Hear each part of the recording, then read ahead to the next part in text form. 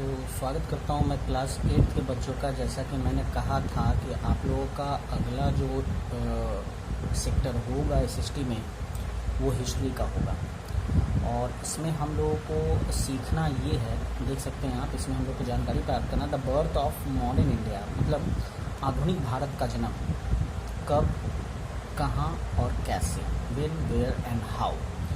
तो सबसे पहले हम लोग ये स्टार्ट करेंगे। तो इसमें जो लेट्स गेट स्टार्टेड पॉइंट है उसमें ये दिया गया है कि हमारा जो मतलब समाज है, एक भारतीय सभ्यता कहें, इंडियन सिविलाइजेशन कहें, तो वो 1920 में जो इंडस वैली सिविलाइजेशन की खोज हुई उसी के तहत ये जानकारी मिली। और इसके साथ साथ पूरे विश्व में भारतीय संस्कृति और तरह तरह की मान्यताओं का विवरण जो है इससे मिला।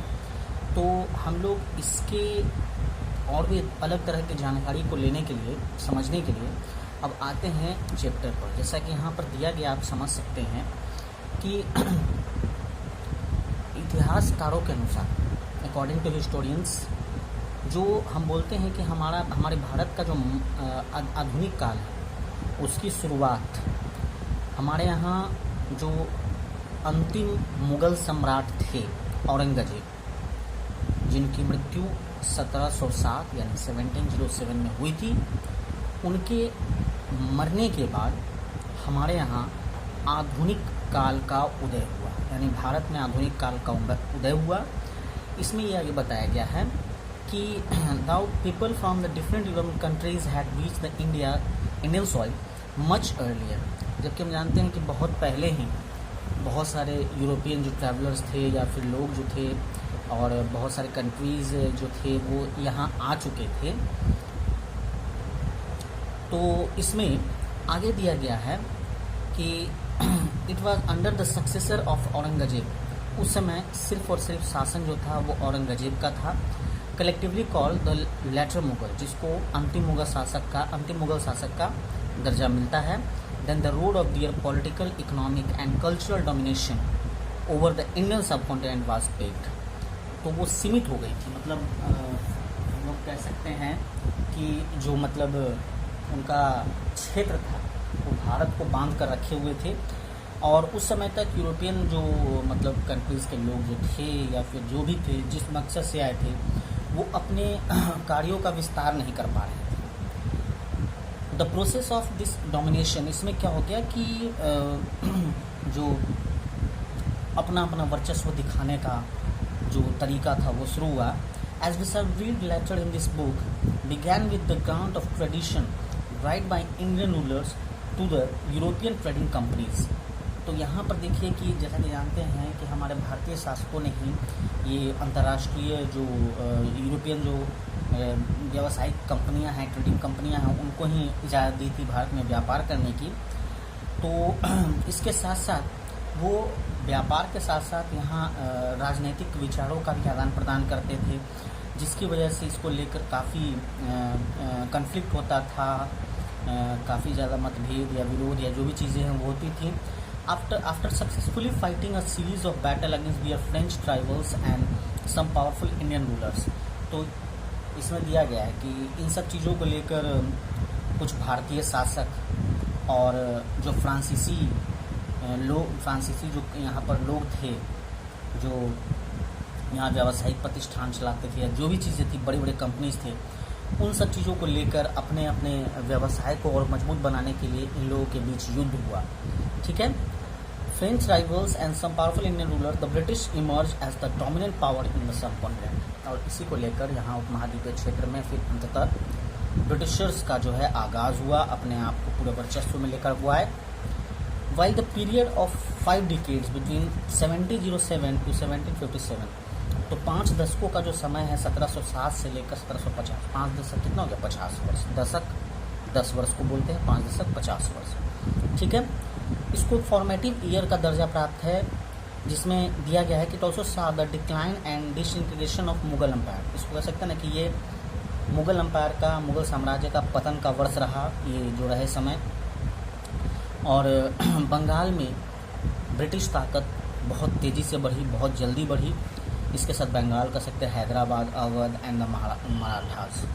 ये 4 जगह जो हैं, देखिए यही चारों जगह क्यों लिए हैं आपको बताना चाहेंगे। ये पहले जो है बिजनेस हब हुआ करता था, ठीक है, चाहे हम बंगाल की बात करें, हैदराबाद की बात करें, अवध की बात करें, मराठास की बात करें, है ना। ये सब बिजनेस हब हुआ होता था। यहाँ से अंतर्राष्ट्रीय जो इंटरनेशनल ट्रेडिंग जो तरीके हैं, तौर तरीके हैं, वो यहाँ से पॉसिबल होते थे, ठीक है। अब यहाँ दिया गया आप देख सकते हैं, apart from the trade Wars that occasionally brought the European trading companies into conflict over the issues of their mercantile interest and aspiration। तो लगातार जो बताया गया है कि जो यूरोपियन ट्रेडिंग कंपनीज हैं हर मुद्दे पर उनका कन्फ्लिक्ट होता रहा, उनका जो विरोध होता रहा, उनके साथ मतभेद होता रहा। उन लोगों ने अपनी ताकत को, अपने बिजनेस एस्पायरेशन को, महत्वाकांक्षाओं को और भी बढ़ाया। A number of politically important events that took place during this period did not directly relate to the rise and expansion of the British power। इसमें बात ये है कि स्टार्टिंग में ही ब्रिटिशर्स को हल्के में लिया गया, है ना, और इस वजह से उन्होंने अपना पाँव पसारना शुरू किया, धीरे धीरे पूरे भारत को अपने कब्जे में लिया, ठीक है। We have already read about most of this events in class 7th। जैसे बहुत सारे इवेंट्स थे जिसको क्लास 7th में पढ़ाया गया है, लेकिन हम लोग ये कहेंगे कि जो अभी हम लोग पढ़ रहे हैं वो उस पर ध्यान केंद्रित करें। क्लास 7th में इनके बहुत सारे ऐसी चीज़ों को बताया गया होगा। मैंने तो आप लोग का बुक देखा नहीं, लेकिन आप लोगों ने शायद पढ़ा हो। तो मैं ये कहना चाहूँगा कि यहाँ से जो हमारा फोकस ऑफ स्टडी है, यहाँ ये जो हम बताए उसके बाद नीचे कि इसमें दिया गया है कि कैसे जो ये सब इवेंट्स होते थे वो होते थे, ऑर्गेनाइज किए जाते थे। 190 साल का जो समय रहा 1757 से लेकर के 1947 तक ब्रिटिशर्स का, कैसे भारत आज़ाद हुआ और कैसे ब्रिटिश शासन में हमारा भारत संघर्ष करता दिखा आज़ादी की, ठीक है। अब देखिए यहाँ पर जो पॉइंट दिया गया है ये हम देखेंगे, ये पैराग्राफ इसमें है कि हम लोग जो डिस्कशन है वो स्टार्ट करते हैं जो यूरोपियन हिस्ट्री के बारे में पढ़ेंगे। तो उसमें देखेंगे कि जो ब्रिटिशर्स थे, जो ग्रुप में ट्रेडिंग का काम करते थे या आर्किटेक्ट थे या फिर भारत के जो थे जो भी, तो किस तरह से उन्होंने यहाँ अपने आप को रूट करना शुरू किया, अपने पाँव पसारने शुरू किए, अपने पाँव जमाने शुरू किए और कैसे ये इंडियन डेस्टिनी में अपने आप को शामिल कर लिए, ठीक है।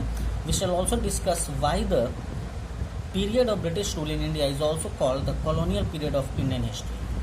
तो अब हम लोग को ये भी पढ़ना होगा कि क्यों भारत जो अंग्रेजों का शासन है उसको colonial period of Indian history क्यों कहा जाता है। ये देखिए आपका ये पेज क्लियर हो चुका है। अब हम लोग नेक्स्ट पेज में आगे बढ़ते हैं।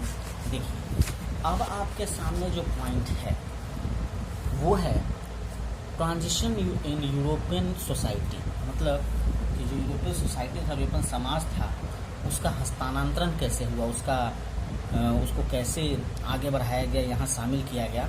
तो देख सकते हैं यहाँ लिखा हुआ है from the 17th century many new ideas, philosophies and institution started gaining popularity. तो बहुत सारे ऐसी चीज़ें हैं, बहुत सारे संस्थान हैं जो बिलोंग करते थे यूरोपियन कॉन्टिनेंट से, या फिर फिलोसफीज थे, ये सब जितनी भी चीज़ें थी इनको काफ़ी पॉपुलैरिटी, प्रसिद्धि मिलनी शुरू हो गई थी। Subsequently sweeping change occurred in the general outlook, perception and word view of people. धीरे धीरे क्या हुआ कि लोगों का जो सोचने का तरीका था हर एक चीज़ को लेकर वो बदलता गया। The ideas of philosophies and institution also inspired people to took for new means and technologies of production and undertake expedition to distance land. मतलब कि जो सोच में जब बदलाव आएगा तो अपने आप को वो लोग, जो लोग हैं, ज़्यादा से ज़्यादा डेवलपमेंट और हाईली रेटेड टेक्नोलॉजी से जुड़ने का प्रयास करेंगे, है ना। और इसी में दिया गया है कि अपनी बढ़ती हुई महत्वाकांक्षाओं को पूरा करने के लिए अब इनको ज़रूरत थी नए नए उद्योग धंधे लगाने की। अब उद्योग धंधे लगाएंगे, कल कारखाने लगाएंगे, तो उसके लिए रॉ मटेरियल कहाँ से आएगा, है ना। तो उन्होंने अंतर्राष्ट्रीय रास्ता अपनाया और उन देशों की ओर अपना रुख किया जहाँ पर एक तरह का जो है जहाँ वो आसानी से कब्जा कर सकते थे, है ना। इसमें देखिए बताया गया है कि आप यहाँ देख सकते हैं कि ये जो इनका जो एक मतलब ये रेवोल्यूशन के तहत इसको जोड़ सकते हैं, इंडस्ट्रियल रेवोल्यूशन, औद्योगिक क्रांति, जिसके कारण ही इन लोगों ने अंधाधुंध कल कारखाने लगाए और उसके लिए रॉ मटेरियल्स की आवश्यकता हुई। देखिए, in world history the modern period includes a number of other important events such as the American war of independence 1783 में हुआ, द फ्रेंच रेवोल्यूशन 1789 में हुआ। फ्रेंच रेवोल्यूशन आपको तो पढ़ना भी होगा 9th 10th में, ठीक है। Formation of Italy and Germany, ये भी आपको पढ़ना होगा। तो सिर्फ यही नहीं, इंडस्ट्रियल रेवोल्यूशन ही नहीं, क्या बहुत सारी ऐसी भी घटनाएं हैं जो उस समय हुई थी। जैसे अमेरिका में आज़ादी के लिए लड़ाई जो हुए थे, विद्रोह हुआ था, वो 1783 में हुआ। फ्रांसीसी क्रांति 1789 में हुई। इटली और जर्मनी का उदय हुआ, और उसके बाद हम लोग तो पढ़ चुके हैं कि 2 वर्ल्ड वॉर इसमें हुआ। तो ये सब चीज़ें जगह ले चुकी हैं हमारे बीते हुए समय में, ठीक है।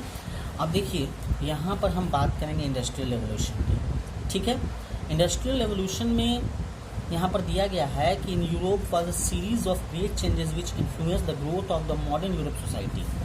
कहा जाता है ना कि जितना आवश्यकता हो बढ़ता है, आपने जितनी ज़रूरतें बढ़ाते हैं उतना ज़्यादा आवश्यकता बढ़ता है, तो उसके लिए उतना ज़्यादा हम लोग को सुविधा भी, इंतजाम भी करना पड़ता है। These changes were caused by the introduction of new technology and invention of new mechanical device in Europe between the 18th and 19th century। ये क्यों हुआ, इतनी मांग क्यों बढ़ी, इतना ज़रूरत क्यों आना पड़ा? तो जो तकनीकी जो बदलाव है, टेक्नोलॉजिकल चेंज है, और नए नए तरीके के मशीन, जो यांत्रिक मशीन थे, उनका जो आगमन हुआ 18वीं से 19वीं शताब्दी में, यही कारण जो रहा इंडस्ट्रियल रेवोल्यूशन का सबसे बड़ा कारण रहा, औद्योगिक क्रांति का सबसे बड़ा वजह रहा। They increase the quantity as well the quality of industrial production while reducing the production cost। देखिए, कारण क्या था? ज़्यादा से ज़्यादा कल कारखाने लगाए गए, है ना। मजदूरों पर ज़्यादा पैसे नहीं खर्च करने पड़ रहे थे, उनको कम समय में ज़्यादा से ज़्यादा चीज़ें मिल रही थी, है ना। और यही जो चीज़ रही, manufacturing, agriculture, mining, transport and technology were some of the key areas that were influenced by the industrial revolution. किन किन चीज़ों को ज़्यादा इससे मतलब ये चीज़ें प्रभावित हुई, तो वो हमारे यहाँ माइनिंग का जहाँ जो देश में माइनिंग का काम होता था, मैन्युफैक्चरिंग का था, जो उत्पादन क्षेत्र था, कृषि क्षेत्र था, ट्रांसपोर्ट था, टेक्नोलॉजी था, इन सब चीज़ों को इंडस्ट्रियल रेवोल्यूशन का से काफ़ी ज़्यादा फायदा मिल रहा था। As a result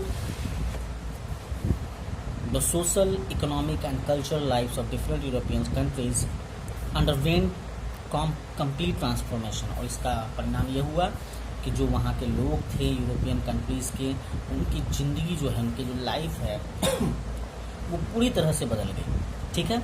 England was the first European countries where industrial revolution started. England वो पहला देश था जहाँ पर औद्योगिक क्रांति की शुरुआत हुई थी। Subsequently it spread through Europe, ये यूरोप से फैला, नॉर्थ अमेरिका, और उसके बाद पूरी दुनिया में फैला। As a result of the industrial revolution England's individual production increase manifold within a very short span of time. इसलिए इंग्लैंड का जो औद्योगिक उत्पादन का जो क्षेत्र रहा वो बहुत तेज़ी से बढ़ा, बहुत तेज़ी से। Generally a competition began among the European powers including England, France and other to explore those regions beyond their own factories that would serve as market for their product and also ensure a regular supply of raw material to support their domestic industries. This marked the beginning of age of the colonization। इसमें क्या हुआ ना कि वो दूसरे देशों के जो छोटे छोटे मैन्युफैक्चरिंग इंडस्ट्रीज होते थे उनसे संपर्क बढ़ाया, उनसे रॉ मटेरियल लेना, उनसे कुछ सामान लेना, ये सब संपर्क बढ़ाते गए ताकि वो अपने घरेलू यानी कि डोमेस्टिक जो नीड्स था, घरेलू और उनके अपने देश के लोगों की ज़रूरतों को पूरा कर सके। और यही वो समय रहा जिसको हम लोग बोलते हैं कि ये कॉलोनाइजेशन का, वैश्वीकरण का समय रहा, ठीक है। अब देखिए यहाँ पर कॉलोनाइजेशन की परिभाषा है, ठीक है। फिर यहाँ पर कॉलोनाइजेशन ऑफ इंडिया है। आप ये 2 पॉइंट देख रहे हैं। इसके साथ साथ आप यहाँ देखें, ये पढ़ना है मेजर चेंज, ठीक है ना। तो आप ये इतना पॉइंट पेज नंबर 128, 129 का आप लोग पॉइंट पूरा पढ़ें, और उसके बाद हम लोग अगले आगे क्लास में मिलते हैं और इसके बारे में चर्चा करते हैं। तब तक के लिए आप लोग बने रहें।